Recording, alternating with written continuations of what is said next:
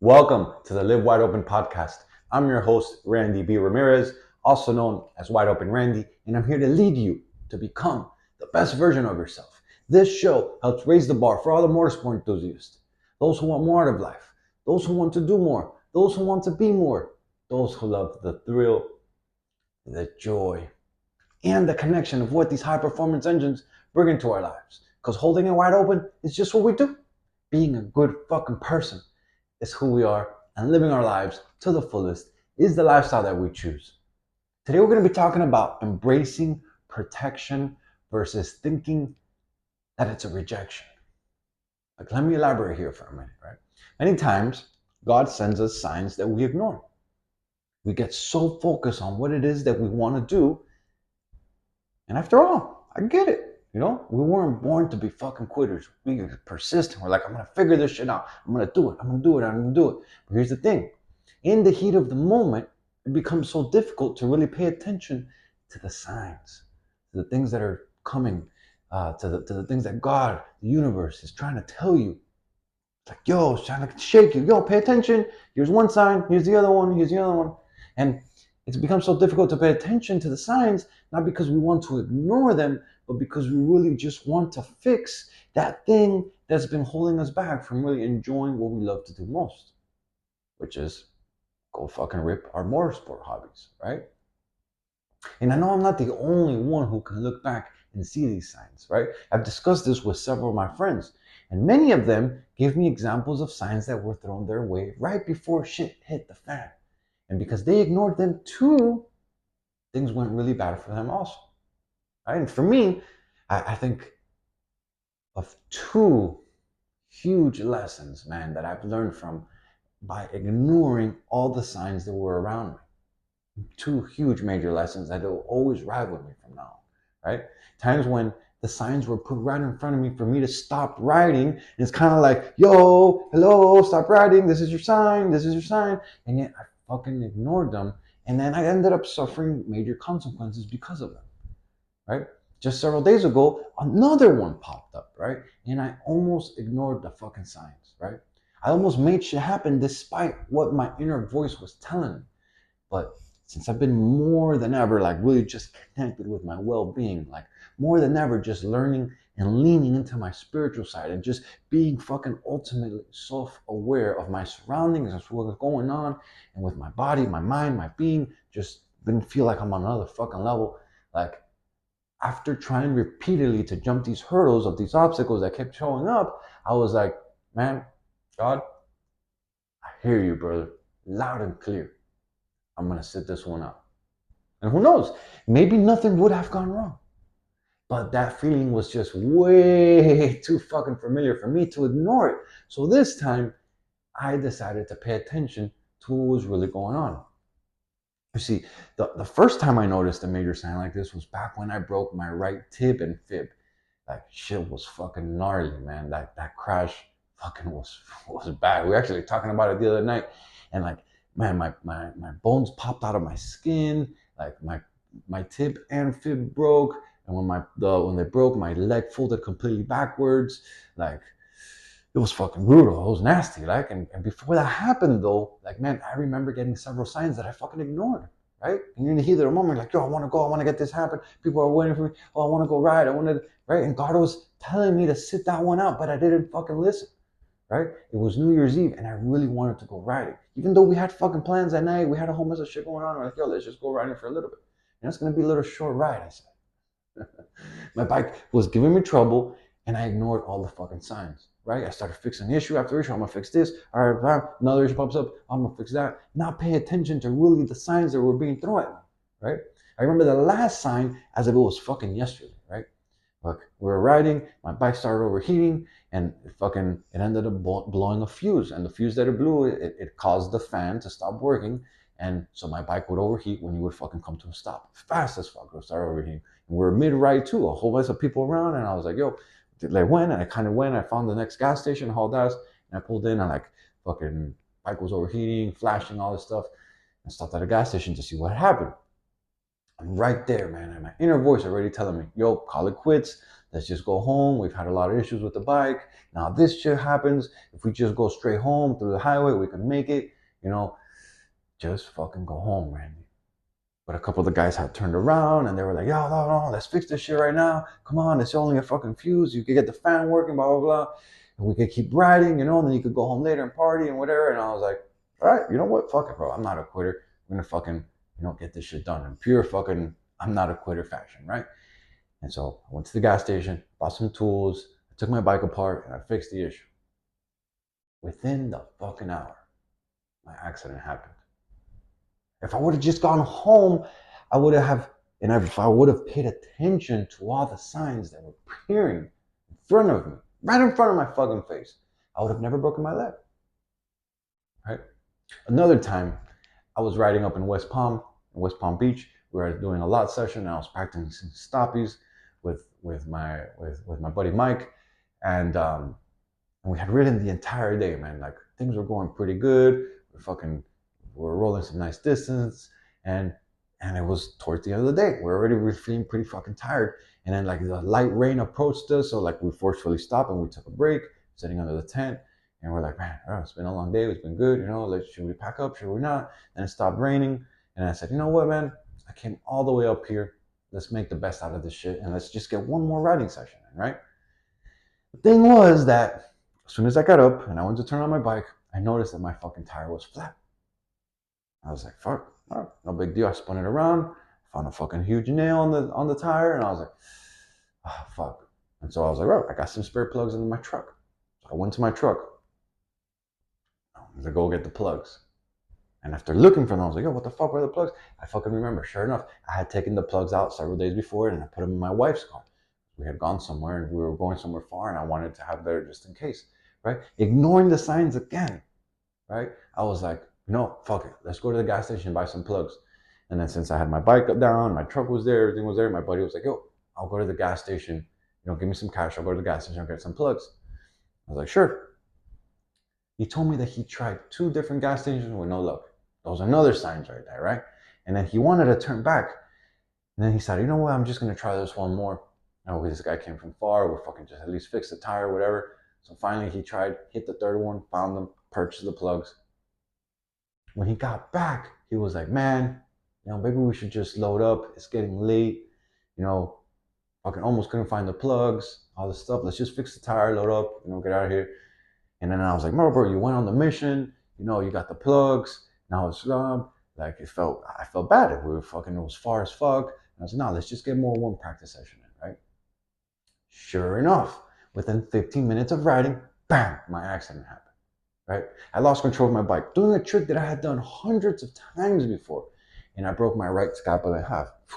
I didn't know that it was broken half of the time, but the pain was so fucking massive that they all had to help me load my bike. They fucking had to help me load my truck. They put everything. And then so I could drive myself to the hospital because the pain was so fucking bad. Ignoring all the signs, and I took the consequences with me. Right? So let's get back to what gave me the idea to share this with you. So maybe you can learn from this. So that maybe you can start paying attention to some of those signs that are going out there. And we all experience them. The problem is that we get so wrapped up in the moment that we're like, we really want to make this happen. I really want to make this happen. And then, and then there's that fine line between, are you going to quit or are you going to persevere? You're going to figure these things out. But sometimes you just got to really pay attention, right? Be self-aware. Be in tune with your spiritual self. Be in tune with what your gut is fucking telling you, right? And so 2 weeks ago, I was getting my bike ready for the BOT ride that happens once a year down here in South Florida, right? And I haven't been riding my bike much as I normally do. I normally get a lot of practice in. I can definitely ride Sunday mornings, and so I know that I was going to be rusty. And this ride is very compact. A lot of people riding together, very close. You got to be on your point. You got to be on skill, and like I rode that ride several times, but at least even though I was going to be rusty, at least I wanted to go just ride with the homies for at least one night or two, right? And the thing was that my family had flown in from Colombia, and then they were staying at my house the week of the ride, right? Out of all weeks, I was like, no, it is what it is. Come, stay at my house, right? That was another sign that I ignored. Right? I told my family, hey, look, I'm going to disappear for one of the nights, and I'm going to go ride, and I'll come back, we'll hang out, And they're like, oh, that's fine, And then as I share with you the last motorsport related episode, right? I installed some upgrades on the bike, on the Suzuki, on the Gixxer 1000R, right? And things had given me a challenge to kind of install those, right? And after overcoming everything, I got to go ahead and test ride the bike, and then that's when I noticed that my front calipers were locking up. And so ordering a rebuild kit, which is what I need to do, right? It's not going to make it here in time because the fucking ride was coming up. And so I was like, yo, it is what it is. And so a friend of mine helped me source some locally used replacement calipers. And the calipers didn't really look like they were in the best shape, you know? So my inner voice, right, when I was like, I don't know, man, should we buy them, should we not? And I was like, you know what, fuck it. Let's at least get them. We'll fix them up. We'll put them on the bike. We'll make this ride, and then we'll get rid of them after, right? And then but my inner voice was already telling me, like my gut was like, yo, just pass up on this, just pass up on this, right? And I'd been feeling that since the problem bike started giving me issues, especially with my family coming into town. I didn't want to be a douchebag and just leave them here. Like I wanted to be present, right? But I wanted to fucking ride so much because I haven't really been riding. I wanted to go spend time with the out of town homies, people I haven't seen. Everyone comes from, all over the parts of the United States, and they fucking come and we get together and we fucking rip the streets. But I just wanted to go fucking hang out, right?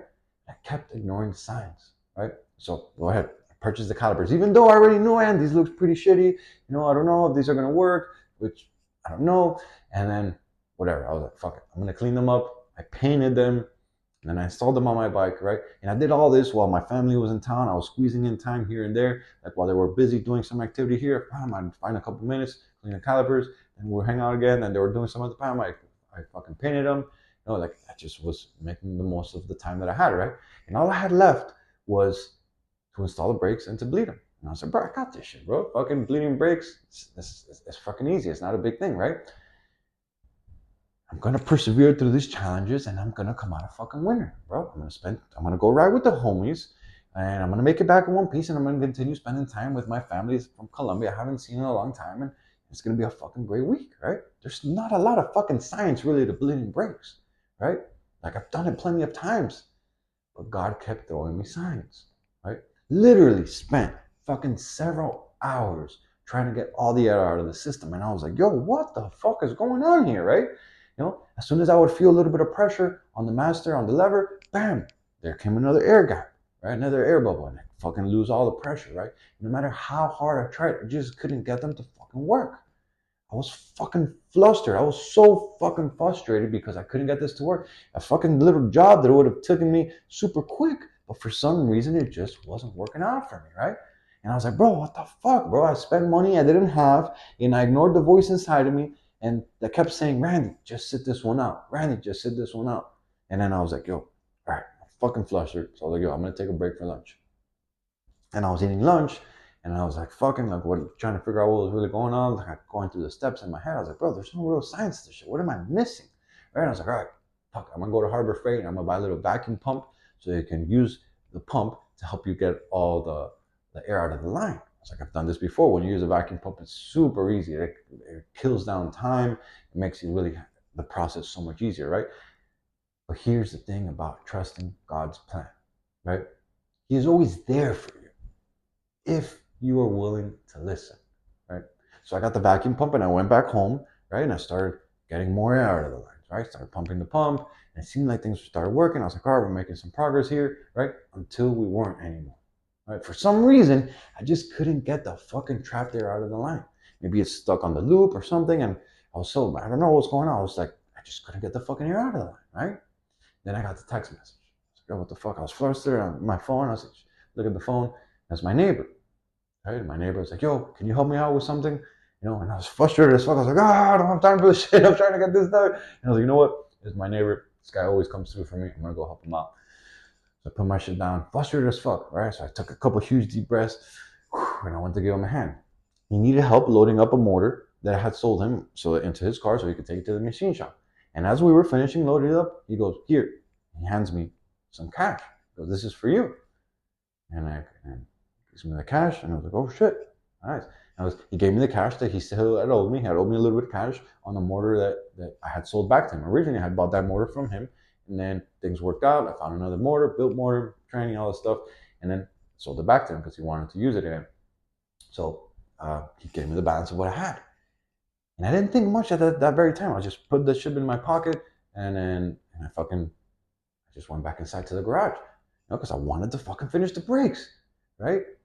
Got back into the garage and I fucking started bleeding and shit, pumping the pump and all this stuff.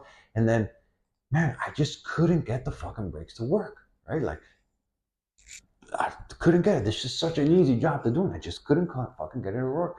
And then I couldn't help but notice the voice inside of me, right? It's just like, yo, this is not the one. Yo, sit this one out. Yo, are you gonna fucking listen to me this time around, Randy? Right? Like, but I wanted to ride so fucking bad. I wanted to go hang out with the homies. I wanted to go see people from out of town. I wanted to go fuck shit up. I wanted to go fucking just do me, release some stress, fucking be one with my machine, right? Knowing that I had purchased used calipers and all. I was like, bro, I'm too into this shit. Like, I'm gonna fucking do it. How am I gonna quit right now, right? Not this time. Well, was it a coincidence that the money that my neighbor owed me was exactly what I had spent on the calipers? Right? Was it a coincidence that all these issues were happening with my bike before the ride? Like, was it a coincidence that my family ended up flying into town the week of the ride? And even though they normally stay at my mom's house, they asked if they could stay at my house so they could spend time with us because they wanted to hang out, right? All these signs that I kept ignoring. I kept just like fucking just going, right? Like, and as that thought came into my mind, it's like, are you gonna listen to me this time around? Literally shivers went down my body. Like if all the thoughts connected instantly, right? Like, and at that very moment, I said out loud to myself, I was like, God, I hear you. This isn't your rejection. This is your protection. Thank you for protecting me, right? Literally left all the tools on the floor, like decided everything in there, and I just called it quits. And I was like, yo, I said this one out. This one's not for me. I'm done ignoring the signs. I'm gonna fucking pay attention. You know, I literally remembered the other two signs that are big crashes that are happening. And I fucking just kept ignoring. And I was like, yo, these signs are too evident. My voice inside me was too loud. My gut was just too strong, right? And I was like, yo, I'm gonna go fucking clear my mind because it's been a rough day, all this shit. Now I'm not gonna go ride. I had bought calipers, but now I got the money back, and just it all ended up working out. And I was like, yo, I'm gonna go for a run, clear my mind. And during the run, that's when the other two times that I had mentioned, like when I ignored the signs, pop into my mind, right? And all I could say was, thank you, God. Thank you, God, right? Like to be grateful for actually listening this time around, right? The thing is that there were several accidents that happened on that ride, right? Throughout the ride, throughout the several days. And on that day that I was gonna go ride, there was an accident that happened. And who knows? Maybe I would have been another one of those accidents. Maybe not. Who knows? But I'm choosing to believe that this was all God's protection and not his rejection. Right? And then one of the homies from out of town, he's from California, he reached out to me via DM. He's like, yo, what's going on? Like, where you at? You gonna come through? Whatever. And then I shared with him what had happened. And then when his response, when I read it, I was like, yo, this reassured the whole thing to me. I made the right choice. He was like, yo, that's an angel keeping you safe, brother. Fucking seal the deal for me, right? So the next time that you are battling hurdle after hurdle and things don't seem like they're working out for you, ask yourself, right? What is really going on here, right? Listen to that voice inside of you. Listen to that gut that is trying to give you a sign. It's trying to tell you something, right? And remember, this is God's protection, never his rejection. Yo, I'm driving the checkered flag deep into the ground, and I'm calling all the motorsport enthusiasts who want to improve their situation. Let's break free from all the shit that's been holding us back, and let's become the badass motherfuckers that we're all meant to be. Breaking the stereotype is exactly what we're here to do. This movement is called Live Your Life Wide Open, and helping others level up is the mission that God has tasked us with. Join me on this journey when we empower our people to do more and to be more. If you still haven't subscribed yet, what are you waiting for, bro? Go ahead and smash that button so you never miss another episode. If you connected with today's message, if you've gone and had signs in your life and then you just ignored them, or maybe you paid attention to them, and you feel like you resonated with this, maybe like this message or someone you know can really relate to this, go ahead and share this on your story and make sure you tag me at Wide Open Randy, because those are the actions that help more gearheads to see and hear about this podcast. And ultimately, that's how our community grows. I'll catch up with you on the next episode. But till then, live your life wide open, my friend. Peace.